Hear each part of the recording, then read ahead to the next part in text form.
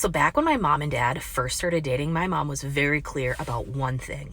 She was actually probably clear about like a lot of stuff, but this is the one thing you need to know for this story. And the one thing is that if they've been dating for a year, their 1 year anniversary was going to be really important, because that is when they would decide if they were going to get engaged and then get married, or if they were going to go their separate ways. Now remember, it's the 80s. It's a different time, okay? Fast forward, they are now on their 1 year anniversary date.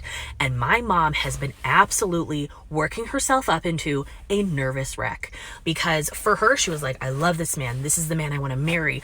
But also, I was very firm and clear about some boundaries and expectations. And we've been talking about marriage and our life together and this, that, and the other thing. But also, he hasn't asked me an important question. And he's had so many opportunities and he hasn't taken them, and now we're on our 1 year anniversary and I just So they're basically at the end of the date and he still hasn't asked her the question. So my mom finally looks at him and she's like, hey, we need to have a really important conversation.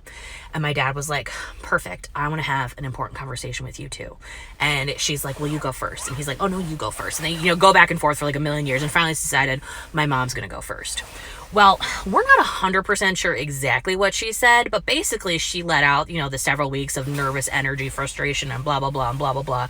And also, my mom is a very dramatic person. So, like, the closing line of her speech was, and you need to make a decision to shit or get off the pot, because I'm not going to wait around for forever. Love that for her. So she finishes with that closing line and looks at my dad and is like, and you had something you wanted to say? And he's like, yeah, I just wanted to know if you wanted to get married. Then they did get married later. Look at those lovebirds. Look at that 80s iconic look. Happy mom and dad. Talk to you later. Bye.